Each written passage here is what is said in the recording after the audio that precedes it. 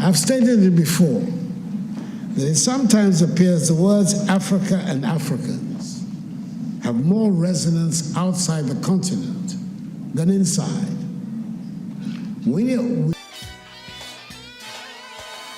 It's African Renaissance time. I'm your host, Brother C.C.Blackman. You know, on December 23rd, I posted a speech by Nana Akufo-Addo, the Ghanaian president. And 50 seconds into that speech, he made a very key point, a key point that we've been trying to make in the African world for years. And that point is simply that we are simply all African people. Not because I say so, not because you say so, because that's the reality of how the world sees us.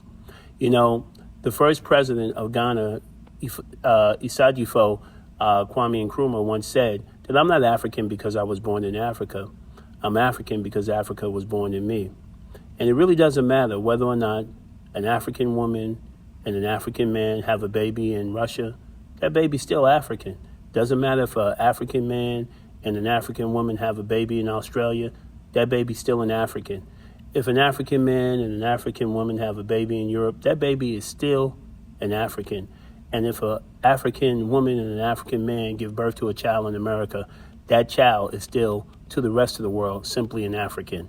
So I think this point made by His Eminence, the President of Ghana, is something we should keep in mind. If we're ever going to turn it around for African people all over the world, it starts with an awareness that we are all, at the end of the day, simply African. Doesn't matter what nationality we have. It doesn't mean that we have divested of supporting the nations that we live in. Nothing could be further from the truth. Nobody has a problem with Jewish Americans supporting Israel. Nobody has a problem with a Jewish person seeing themselves first as Jewish, even before they see themselves as American. But as soon as you say you're an African American, people are up in arms. Why are they up in arms? Because identity is power. Knowing your history is powerful. Knowing your historical story is inspirational.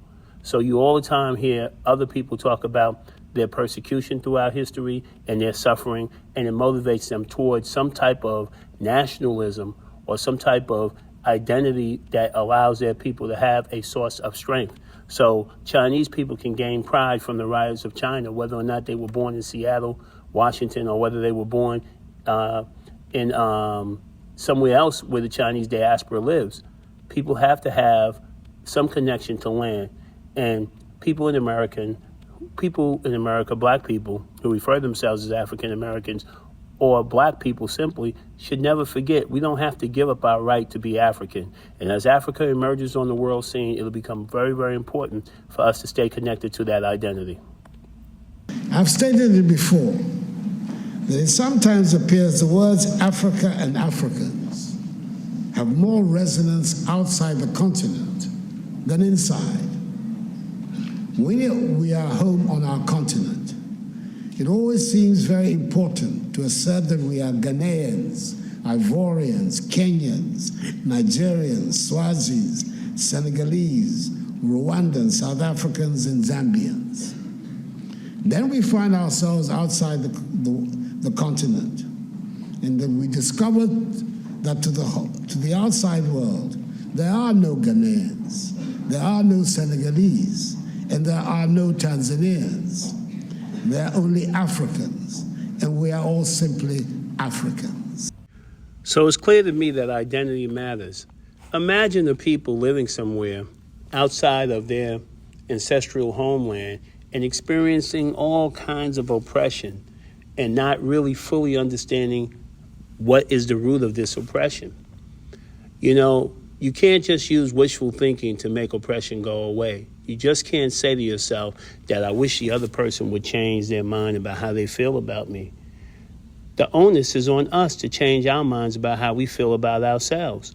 As we respect ourselves and work together and are honest about where we come from and what our history has been, we will win the respect of other people. This is important to remember. We don't want to be a people that's constantly begging the world for love and respect when we have a huge continent that we can participate on, and we can do our part to see the rise of that continent come to fruition. giving dignity and respect to all Africans in the world. And I think the president made that point very, very clear. So I want to thank all the people who chimed in. We had over 7,000 comments. The video received almost 1 million views. And I think that's important. And again, there are a lot of people who commented that they don't feel like they are connected in any way to Africa. That's understandable. We've been away from Africa for a long time. But you have to study your history, because a lot of these same people are saying they don't feel connected to America. Now, me, I am very proudly African American. I'm proud to be a citizen of this country.